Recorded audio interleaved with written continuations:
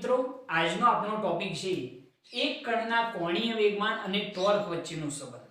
તો આજે આપણે કોઈ એક જ કણ માટે કોણીય વેગમાન અને ટોર્ક વચ્ચેનો જે સંબંધ છે એ પ્રસ્થાપિત કરવાનો છે.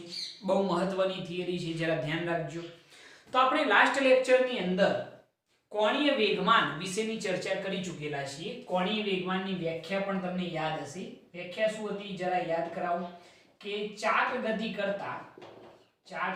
કરતા કણના સ્થાન સદિશ r સદિશ, ચાક ગતિ કરતા કણના સ્થાન સદિશ r સદિશ અને રેખીય વેગમાન p સદિશ ના સદિશ ગુણાકારને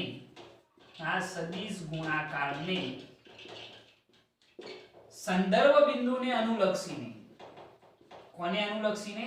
તો સંદર્ભ બિંદુને અનુલક્ષીને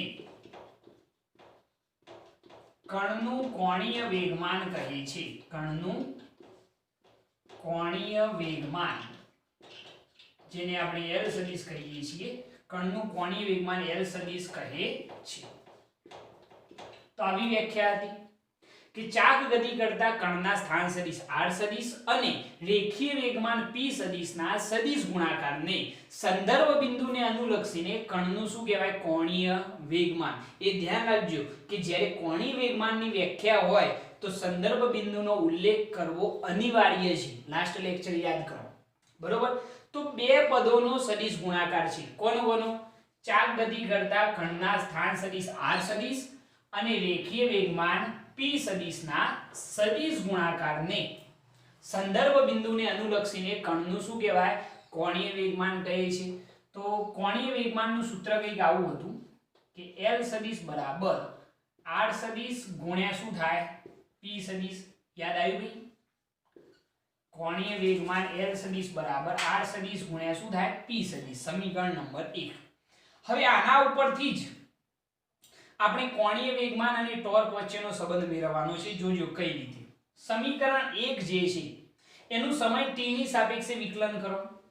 તો અહીંયા સમીકરણ 1 નું સમય t ની સાપેક્ષે શું કરતો? તો વિકલન કરતો. ચલો વિકલન કરીએ સમય t ની સાપેક્ષે. તો શું થાય? L સદિશ નું શું થશે? તો dl સદિશ by dt is equal to આ પદનું પણ સમયની સાપેક્ષે વિકલન. તો d બાય dt શું થઈ જશે? r સદિશ ક્રોસ શું આવશે? p સદિશ. બરોબર? બંને બાજુ સમય t ની સાપેક્ષે શું કર્યું? વિકલન. હવે જરા જોજો વિકલન શું થાય. તો ડાબી બાજુએ તો dl સદિશ by dt is equal to, હવે આ પદનું વિકલન કરવાનું છે. હવે ગુણાકાર માટે નિયમ એવો છે વિકલનનો કે બેમાંથી કોઈ એક પદ પહેલા અચળ રહેશે અને બીજા પદનું વિકલન થશે. વચ્ચે નિશાની પ્લસ આવશે અને પછી પહેલા જેનું વિકલન થયું હતું એ અચળ રહેશે અને બીજા પદનું વિકલન થશે. ખ્યાલ આવ્યો આની અંદર? જરા જુઓ કઈ રીતે. d બાય dt r સદિશ ક્રોસ p સદિશ છે ને, તો સૌપ્રથમ r સદિશ અચળ. r સદિશ કેવા? અચળ. માત્ર વેગમાન p સદિશનું વિકલન. તો શું થઈ જાય? dp સદિશ બાય dt. બરોબર છે?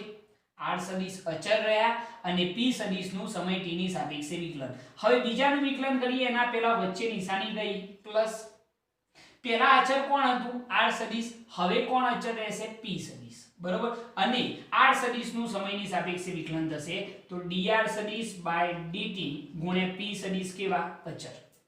ખ્યાલ આવ્યો આની અંદર? ફરીથી કહું કે વિકલન કઈ રીતે કરવાનું છે. જરા ધ્યાન રાખજો બાયોલોજી વાળા કે r સદિશ ક્રોસ p સદિશ હોય તો સૌપ્રથમ કોઈ એક પદ અચળ, r સદિશ અચળ, વેગમાનનું સમયની સાપેક્ષે વિકલન dp સદિશ બાય dt. હવે બીજાનું વિકલન કરીએ એના પહેલા વચ્ચે નિશાની ગઈ પ્લસ. હવે પહેલા જેનું વિકલન થયું હતું એ અચળ થઈ જાય. બરોબર? તો વેગમાનનું વિકલન થયું હતું પહેલા તો એ અચળ થઈ જશે. વેગમાન p સદિશ અચળ અને r સદિશનું વિકલન dr સદિશ બાય dt. ઓકે? હવે જરા જુઓ, આપણે આગળ એવું ભણી ચૂકેલા છીએ કે dp સદિશ બાય dt જે છે અહીંયા આગળ એવું લખીએ we know, આપણે જાણીએ છીએ કે રેખીય વેગમાનના ફેરફારનો સમય દર બરાબર શું કહેવાય? બાહ્ય બળ F સદિશ કહેવાય. યાદ છે ન્યૂટનની ગતિનો બીજો નિયમ કે વેગમાનના ફેરફારનો સમય દર કોના જેટલો હોય?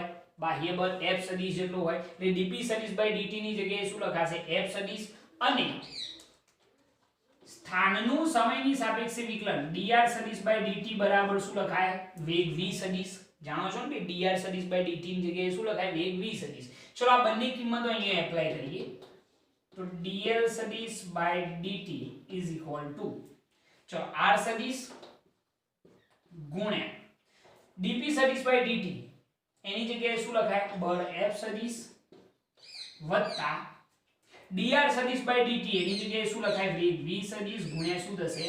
p સદિશ. ખ્યાલ આવ્યો ને? આપણે dp સદિશ dt ની જગ્યાએ શું લખ્યું? F સદિશ વત્તા dr સદિશ dt ની જગ્યાએ શું લખ્યું? વેગ v સદિશ. ખાલી આ કિંમતો જે છે એ આની અંદર એપ્લાય કરી. જો dp સદિશ dt ની જગ્યાએ બળ F સદિશ એપ્લાય કર્યું અને dr સદિશ dt ની જગ્યાએ વેગ v સદિશ એપ્લાય કર્યો. ઓકે, હવે જરા જુઓ, મેં તમને ગઈકાલે એવું કહ્યું હતું કે રેખીય વેગ અને વેગમાન બંને કેવા હોય? એક જ દિશામાં હોય. યાદ છે ને? ગઈકાલે જે દિશામાં વેગ હોય એ જ દિશામાં શું હોય? વેગમાન પણ હોય. તો આપણે જાણીએ છીએ કે v સદિશ એન્ડ p સદિશ બંને કેવા હોય? એક જ દિશામાં. બંને એક જ દિશામાં હોવાથી બંને વચ્ચેનો જે એંગલ છે થીટા બરાબર શું થઈ જાય? 0 ડિગ્રી. એટલે v સદિશ ક્રોસ p સદિશ કેવા હોય? તો vp sin થીટા. સદિશ ગુણાકાર છે ને ભાઈ, એટલે vp sin થીટા. થીટા બરાબર 0 તો sin 0 ની કિંમત 0 થઈ જાય. તો આ પદ આખું કેટલું થઈ જાય? 0. ખ્યાલ આવે છે ને? v સદિશ ક્રોસ p સદિશ વેગમાન અને વેગ બંને એક જ દિશામાં, એટલે આનું સાદુરૂપ શું થાય? જુઓ, vp sin થીટા થાય. થીટા બરાબર 0, sin 0 ની કિંમત 0 તો આખું પદ કેટલું થઈ ગયું? 0 થઈ ગયું. તો આની જગ્યાએ તો શું થઈ જશે? v સદિશ ક્રોસ p સદિશ બરાબર કેટલા થઈ જશે? 0 થઈ જશે. ખબર પડી કેમ 0 થયા? કારણ કે angle 0 degree. vp sin theta, theta બરાબર 0 તો આખું પદ 0. તો વધ્યું ખાલી આટલું જ કે dl સદિશ dt is equal to r સદિશ ક્રોસ શું વધ્યું? f સદિશ. આટલું જ વધ્યું. અને આ r સદિશ ક્રોસ f સદિશ બરાબર તો તમે જાણો છો શું લખાય? શું લખાય ભાઈ? ટોર્ક ટો સદિશ. યાદ આવ્યું? dl સદિશ dt બરાબર r ક્રોસ f શું કહેવાય? ટોર્ક ટો સદિશ કહેવાય. તો આના ઉપરથી આપણે ન્યૂટનની ગતિનો બીજો નિયમ લખી શકીએ છીએ ચાક ગતિ માટે. બરોબર છે? આ કોને સમતુલ્ય છે એ તમને યાદ છે? હું યાદ કરાવું. બરોબર? એના પહેલા તમે આટલી વસ્તુ સમજી લો કે પહેલા ચાક ગતિની વ્યાખ્યા કે ચાક ગતિ કરતા કણના સ્થાન સદિશ r સદિશ અને રેખીય વેગમાન p સદિશના સદિશ ગુણાકારને સંદર્ભ બિંદુને અનુલક્ષીને કણનું શું કહેવાય? કોણીય વેગમાન. l સદિશ બરાબર r સદિશ ક્રોસ p સદિશ. હવે આનું આપણે સમયની સાપેક્ષે વિકલન કરવાનું. જો બંને બાજુ થઈ dl સદિશ dt બરાબર આનું વિકલન કઈ રીતે કરવાનું ખ્યાલ આવી ગયો ને? પહેલા r સદિશ અચળ, ખાલી આનું વિકલન dp સદિશ dt વચ્ચે નિશાની પ્લસ. હવે p સદિશ અચળ r નું વિકલન dr સદિશ dt.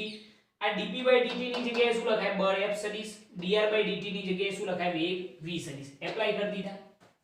હવે આ તો ખબર હોવી જોઈએ ભાઈ, શીખવાડેલું છે લાસ્ટ લેક્ચર કે વેગ અને વેગમાન બંને એક જ દિશામાં. તો થીટા બરાબર 0 તો vp sin થીટા, થીટા 0 હોય તો આખું પદ કેટલું થઈ જાય? 0.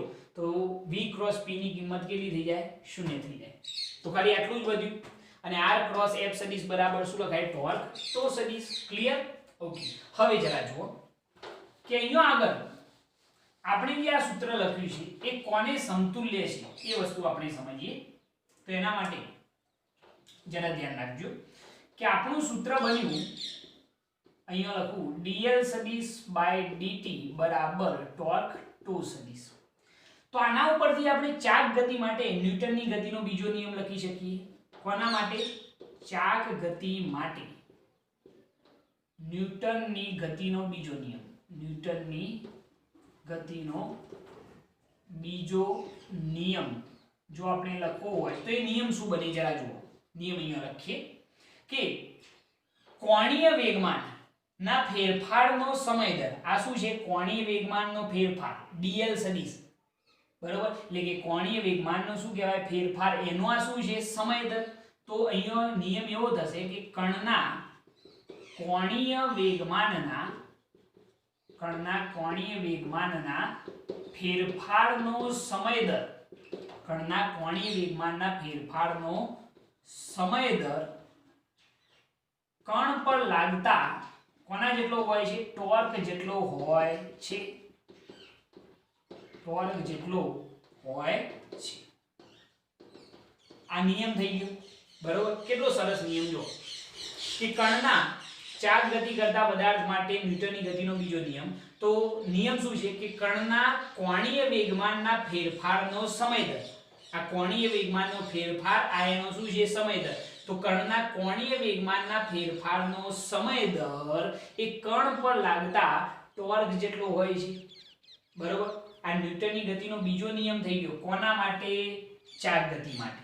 ઓકે, યાદ રહેશે ને ભાઈ? સિમ્પલ કે કણના કોણીય વેગમાનના ફેરફારનો સમય દર કોના જેટલો હોય?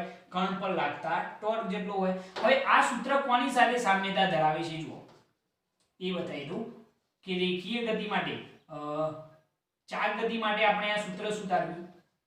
ચાક ગતિ માટે dl સદિશ બાય dt બરાબર શું થાય છે? ટોર્ક ટો સદિશ એ રેખીય ગતિ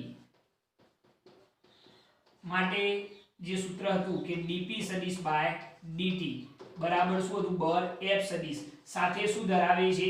સામ્યતા ધરાવે છે.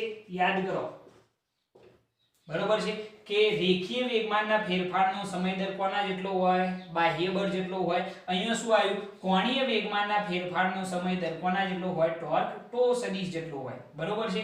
એટલો જ ફેરફાર છે. ચાક ગતિ માટે આ સૂત્ર આવે dl સદિશ બાય dt બરાબર ટોર્ક ટો સદિશ, અને રેખીય ગતિ માટે dp સદિશ બાય dt બરાબર શું થાય? બળ f સદિશ. તો આ બે સૂત્રો ખાસ તમારે ધ્યાન રાખવાના, આ રેખીય ગતિ માટે અને આ ચાક ગતિ માટે. ઓકે, નોટ કરી લો આટલી વસ્તુ. હવે આપણે જોઈએ કે કણોના તંત્ર માટે આ સંબંધ શું પ્રસ્થાપિત કરી શકાય. નોટ કરવાની. ઓકે, હવે આપણે જોઈએ કે કણોના તંત્ર માટે કોણીય વેગમાન અને ટોર્ક વચ્ચેનો સંબંધ કઈ રીતે પ્રસ્થાપિત કરી શકાય.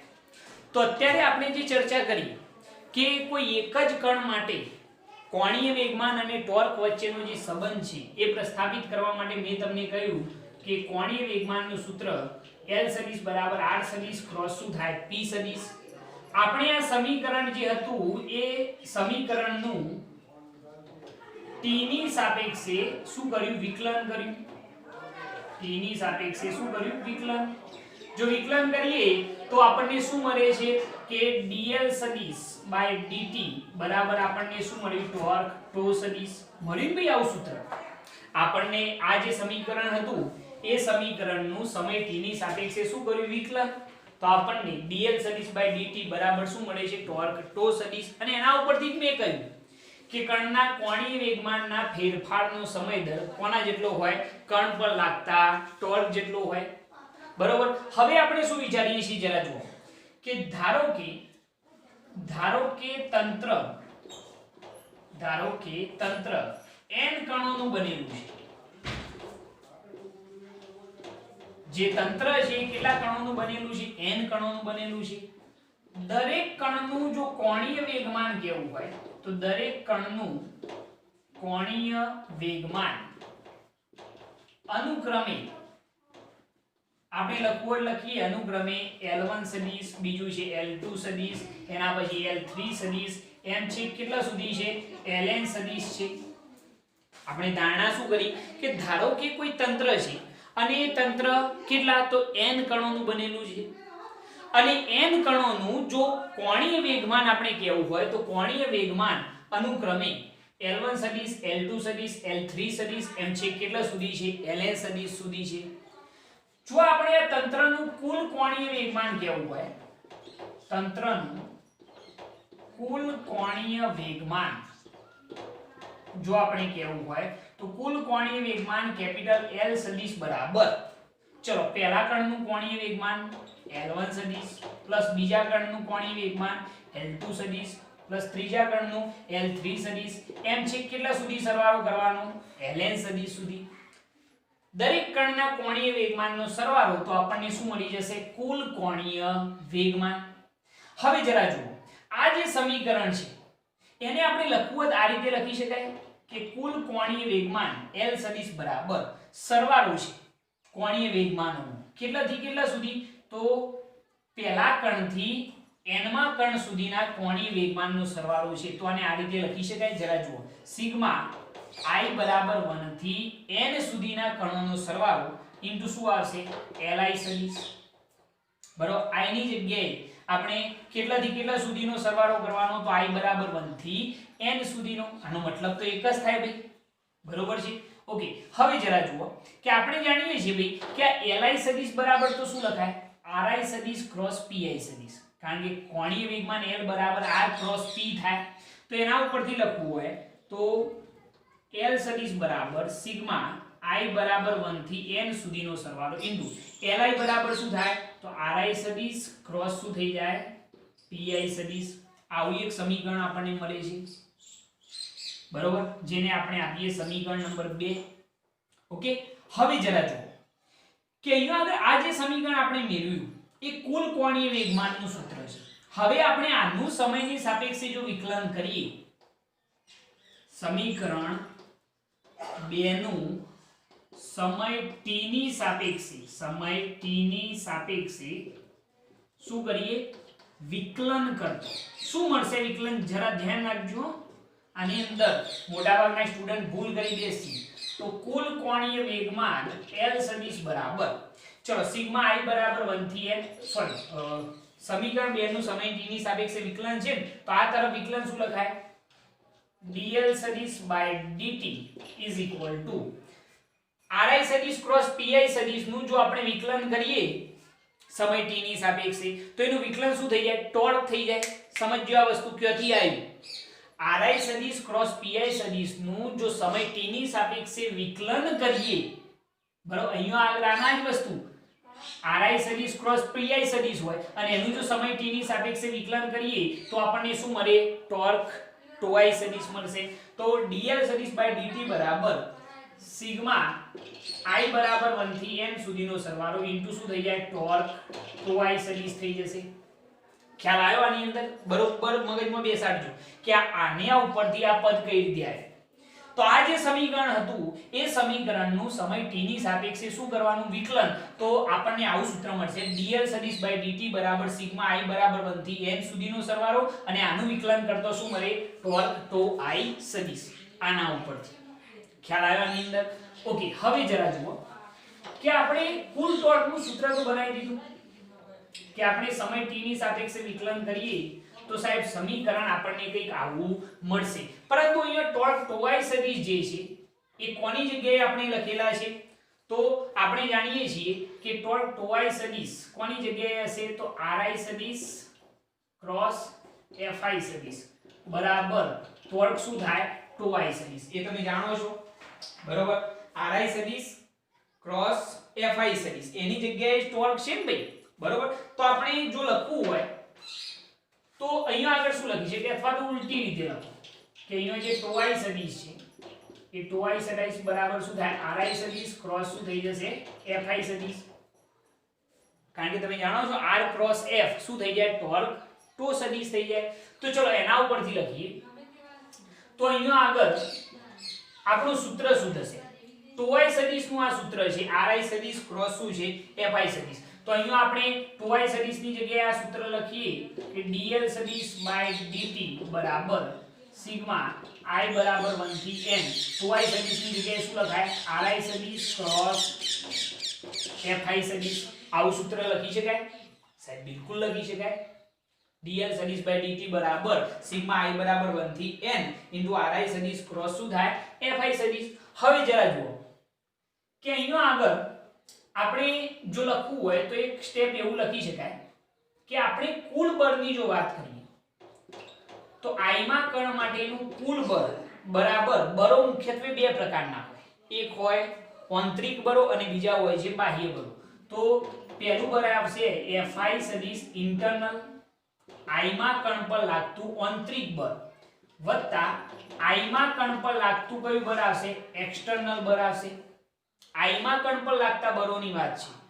બળ પરથી જો ચાર્જ ગતિ માટે લખવું હોય તો ટોર્ક શું લખાય, તો I માં કણનું ટોર્ક તો I સદિશ બરાબર તો I સદિશ ઇન્ટરનલ બરોના લીધે લાગતું ટોર્ક પ્લસ અહીંયા આગળ આવશે તો I સદિશ એક્સટર્નલ બાહ્ય બળોને લીધે લાગતું બાહ્ય ટોર્ક બરોબર છે આ ઇન્ટરનલ ટોર્ક છે આંતરિક બળોના લીધે લાગતું ટોર્ક અને આ બાહ્ય બળોના લીધે લાગતું ટોર્ક છે ઓકે તમને એ વસ્તુની ખબર છે કે આંતરિક બળો જે છે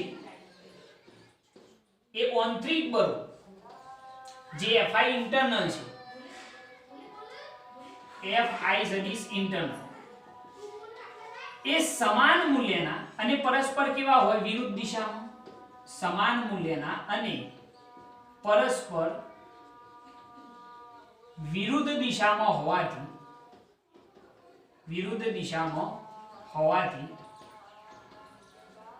તેમને અવગણી શકાય જે આંતરિક બળો છે એ કેવા હોય છે આંતરિક બળો Fi ઇન્ટરનલ જેવા જે બળો છે એ સમાન મૂલ્યના અને પરસ્પર શું હોય છે વિરુદ્ધ દિશામાં તો આપણે એને શું કરી શકીએ અવગણી શકીએ જો એને અવગણવામાં આવે તો Fi સદિશ ઇન્ટરનલ બરાબર આપણે કેટલા લઈ શકીએ 0 તો એના ઉપરથી એના જે ટોર્ક છે એ તો I સદિશ ઇન્ટરનલ પણ કેટલું થઈ જાય શૂન્ય થઈ જાય તો આપણે આને 0 લઈ શકીએ તો ટોર્ક તો I સદિશ બરાબર એક જ ખાલી ટોર્ક વધશે અને કયું આવશે તો એક્સટર્નલ આવશે ખ્યાલ આવે છે કારણ કે આ બળ શૂન્ય થઈ ગયું તો એનું ટોર્ક પણ શૂન્ય થઈ ગયું તો હવે કુલ ટોર્ક જો કેવું હોય તો એ માત્ર કયું ટોર્ક હશે બાહ્ય ટોર્ક હશે તો આપણે સમીકરણ નંબર 3 પરથી જો કેવું હોય સમીકરણ નંબર 3 પરથી જો કેવું હોય તો dl સદિશ બાય dt બરાબર સિગ્મા I બરાબર 1 થી n ઇન્ટુ શું આવશે તો I સદિશ બરોબર આના ઉપરથી આપણે એવું લખી શકીએ જરા જોજો સમીકરણ 3 આવું છે dl સદિશ બાય dt બરાબર સિગ્મા I બરાબર 1 થી n ઇન્ટુ 2I સદિશ આ બધા ટોર્કોનો જો સરવાળો કરીએ તો એમાં માત્ર કયું ટોર્ક આવશે તો એક્સટર્નલ કારણ કે I માં કણનું ટોર્ક આટલું થાય તો બધાનો જો સરવાળો કરીએ I બરાબર 1 થી n સુધીના ટોર્કોનો તો એ બધા ટોર્ક આપણને ક્યાં મળશે કુલ બાહ્ય ટોર્ક મળશે તો dl સદિશ બાય dt બરાબર આપણને શું મળશે તો સદિશ એક્સટર્નલ આવું સૂત્ર મળશે ખ્યાલ આવે છે આની અંદર તો આ રીતે તમે આ સૂત્ર સાબિત કરી શકો છો બરોબર આખી વસ્તુ સમજજો બહુ સમજવા જેવી વસ્તુ કે જો n કણોનું તંત્ર હોય તો એના માટે કોણીય વેગમાન અને ટોર્ક વચ્ચેનો સંબંધ કઈ રીતે પ્રસ્થાપિત કરી શકાય તો મેં અહીંયા એવું લખ્યું કે ધારો કે તંત્ર n કણોનું બનેલું છે દરેક કણનું કોણીય વેગમાન અનુક્રમે L1 સદિશ L2 સદિશ L3 સદિશ એમ છે કેટલા સુધી છે Ln સદિશ સુધી છે તો તંત્રનું કુલ કોણીય વેગમાન કેવું હોય તો કેપિટલ L સદિશ બરાબર આ બધા કોણીય વેગમાનોનો શું થઈ જાય સદિશ સરવાળો આ સરવાળાને આ રીતે પણ લખી શકાય કે કુલ કોણીય વેગમાન L સદિશ બરાબર સિગ્મા I બરાબર 1 થી n સુધીનો સરવાળો ઇન્ટુ શું લખાય Li I બરાબર 1 થી n સુધીનો સરવાળો છે ઓકે હવે જરા જોજો ધ્યાનથી અહીંયાથી સમજવા જેવી વસ્તુ કે Li બરાબર શું લખાય કોણીય વેગમાન L બરાબર r ક્રોસ p થાય I માં કણનું કોણીય વેગમાન છે તો એની જગ્યાએ શું લખાય ri ક્રોસ pi તો કુલ કોણીય વેગમાન L સદિશ બરાબર સિગ્મા I બરાબર 1 થી n સુધીનો સરવાળો આની જગ્યાએ શું લખાય ri સદિશ ક્રોસ pi સદિશ સમીકરણ નંબર 2 અહીંયા સુધી કોણીય વેગમાનની જગ્યાએ I માં કણનું કોણીય વેગમાન આપણે આ રીતે લખ્યું હવે જરા જુઓ આ જે સમીકરણ 2 છે એનું સમય t ની સાપેક્ષે શું કરીએ વિકલન જો વિકલન કરીએ તો શું થાય જરા યાદ કરો આપણે આગળની થિયરીમાં r ક્રોસ p હતો L સદિશ બરાબર r ક્રોસ p અને એનું સમય t ની સાપેક્ષે વિકલન કર્યું તો શું મળ્યું dl સદિશ બાય dt બરાબર શું મળે છે ટોર્ક ટો સદિશ તો અહીંયા પણ એવું જ થશે આ સમીકરણનું સમય t ની સાપેક્ષે વિકલન કરીએ તો શું થાય dl સદિશ બાય dt બરાબર સિગ્મા I બરાબર 1 થી n સુધીનો સરવાળો અને આનું વિકલન શું થઈ જાય ટોર્ક ટો I સદિશ થઈ જાય સમીકરણ નંબર 3 મળી ગયું ખ્યાલ આવ્યો આના ઉપરથી આ ક્યાંથી આવ્યું આનું આપણે સમય t ની સાપેક્ષે વિકલન કર્યું તો આગળની થિયરી યાદ કરો શું થઈ જાય ટોર્ક થઈ જાય તો dl સદિશ બાય dt બરાબર સિગ્મા I બરાબર 1 થી n ઇન્ટુ શું થઈ ગયું ટોર્ક ટો I સદિશ પરંતુ આપણે જાણીએ છીએ ભાઈ અહીંયા એવું લખો પરંતુ આપણે જાણીએ છીએ કે ટોર્ક ટો I સદિશ બરાબર શું થાય ટોર્ક બરાબર r સદિશ ક્રોસ f સદિશ થાય, સ્થાન સદિશ r સદિશ અને બળ f સદિશનો સદિશ ગુણાકાર, યાદ છે ને આ વસ્તુ? તો ટોર્ક ટોઆઈ સદિશ બરાબર શું લખી શકાય? ri સદિશ ક્રોસ fi સદિશ. તો આપણે આની જગ્યાએ આ સૂત્ર એપ્લાય કરીએ તો શું થાય? જો dl સદિશ બાય dt બરાબર સિગ્મા i બરાબર 1 થી n ઇન્ટુ ટોઆઈ સદિશની જગ્યાએ ri સદિશ ક્રોસ શું થઈ ગયું? fi સદિશ. આવું એક સૂત્ર મળે, બરોબર? જેને આપવો તો આપી દેજો, સમીકરણ નંબર 4. ઓકે, હવે જરા જુઓ કે અહીંયા આગળ બળો મુખ્યત્વે બે પ્રકારના હોય, એક હોય આંતરિક બળો અને બીજા હોય બાહ્ય બળો. આગળ આપણે સમજી ચૂકેલા છીએ. તો આયમાં કણ પર લાગતું કુલ બળ કેવું હોય? તો એના ઉપર બે બળો, Fi ઇન્ટરનલ વત્તા Fi એક્સટર્નલ. અને એ બળના લીધે ઉદ્ભવતું જે ટોર્ક છે, ચાક ગતિ માટે આપણે ટોર્ક વિચારીએ તો ટો i સદિશ બરાબર ટો i ઇન્ટરનલ વત્તા ટો i શું થાય? એક્સટર્નલ. પરંતુ આપણે જાણીએ છીએ ભાઈ કે આંતરિક બળો જે છે એ સમાન મૂલ્યના પરસ્પર શું હોય? વિરુદ્ધ દિશામાં, જે ગુરુત્વાકર્ષી બળો હતા. એક કણ દ્વારા બીજા કણ પર જેટલું બળ લાગે એટલું જ બળ બીજા કણ દ્વારા પહેલા કણ પર લાગતું હશે. એટલા માટે મેં અહીંયા લખેલું છે કે Fi ઇન્ટરનલ એ સમાન મૂલ્યના પરસ્પર શું હોય? વિરુદ્ધ દિશામાં હોવાથી તેમને શું કરી શકાય? અવગણી શકાય છે. એટલે Fi ઇન્ટરનલ બરાબર કેટલા થઈ જાય? 0. આંતરિક બળો 0 થઈ ગયા. તો આંતરિક ટોર્ક પણ કેટલું હોય? 0 હોય. તો આંતરિક ટોર્ક પણ 0 થઈ ગયું. તો અહીંયા આગળ આપણે સમીકરણ 3 પરથી જો કેવું હોય, સમીકરણ 3 પરથી dl સદિશ બાય dt બરાબર સિગ્મા i બરાબર 1 થી n ઇન્ટુ ટો i જે છે એની અંદર કેવું હોય? તો ટો i સદિશ બરાબર માત્ર ને માત્ર કઈ ટોર્ક હશે? કઈ ટોર્ક હશે? એક્સટર્નલ ટોર્ક હશે. અને એ બધાનો શું છે ભૈયા? સરવાળો. તો આપણને પરિણામી શું મળી જાય? બાહ્ય ટોર્ક. એટલા માટે મેં ખાલી લખેલું છે ટો સદિશ એક્સટર્નલ, કારણ કે બધાનો સરવાળો છે. આ તો આઈમાં કણનું ટોર્ક છે આ, પરંતુ અહીંયા બધાનો સરવાળો કર્યો તો આપણને શું મળી જાય? પરિણામી બાહ્ય ટોર્ક મળી જશે. એટલે ટો સદિશ એક્સટર્નલ. ખ્યાલ આવ્યો? આની અંદર બે ત્રણ વખત આની પ્રેક્ટિસ કરશો તો મજા આવશે, બરોબર? કારણ કે આના ઉપરથી આ કઈ રીતે આવી આગળની થિયરી પરથી ખ્યાલ આવશે. અને પછી ખબર પડે સાહેબ આ ટો i સદિશ બરાબર તો આવું થાય, તો આને અહીંયા એપ્લાય કરવાનું. અને પછી વિચારવાનું કે આંતરિક બળો 0 થઈ જાય તો આંતરિક ટોર્ક પણ 0 થઈ જાય. એટલે માત્ર ને માત્ર કયું ટોર્ક આવે? તો બાહ્ય ટોર્ક આવશે. ઓકે, હવે આના ઉપરથી જુઓ હું નિયમ શું લખું છું અને એની સરખામણી કોની સાથે કરું છું એ વસ્તુ જોઈ લો. જરા જુઓ કે આપણે સૂત્ર એવું બનાવ્યું કે dl સદિશ બાય dt બરાબર ટો સદિશ શું થયું? એક્સટર્નલ. આનો મતલબ શું થાય? આનો મતલબ એવો થાય કે કણોના તંત્રના કોણીય વેગમાનના ફેરફારના સમય દરને, અથવા તો કણોના તંત્રના કોણીય વેગમાનના ફેરફારનો સમય દર કોના જેટલો હોય છે? તો પરિણામી બાહ્ય ટોર્ક જેટલો હોય છે. સમય દર પરિણામી બાહ્ય ટોર્ક જેટલો હોય છે. પરિણામી બાહ્ય ટોર્ક, કુલ ટોર્ક જેને આપણે કહીએ છીએ, પરિણામી બાહ્ય ટોર્ક જેટલો હોય છે. આવું સ્ટેટમેન્ટ લખી શકાય કે કણોના તંત્રના કોણીય વેગમાનના ફેરફારનો સમય દર, કણોના તંત્રના કોણીય વેગમાનના ફેરફારનો શું છે? સમય દર. કોના જેટલો હોય? સમય દર પરિણામી બાહ્ય ટોર્ક જેટલો હોય છે. ખ્યાલ આવ્યો? આની અંદર પરિણામી બાહ્ય ટોર્ક જેટલો હોય કોણીય વેગમાનના ફેરફારનો સમય દર, બરોબર? વ્યાખ્યા યાદ રહી જશે. આ ન્યૂટનની ગતિનો બીજો નિયમ જ છે કે કણોના તંત્ર માટે આમ લખીએ, કણોના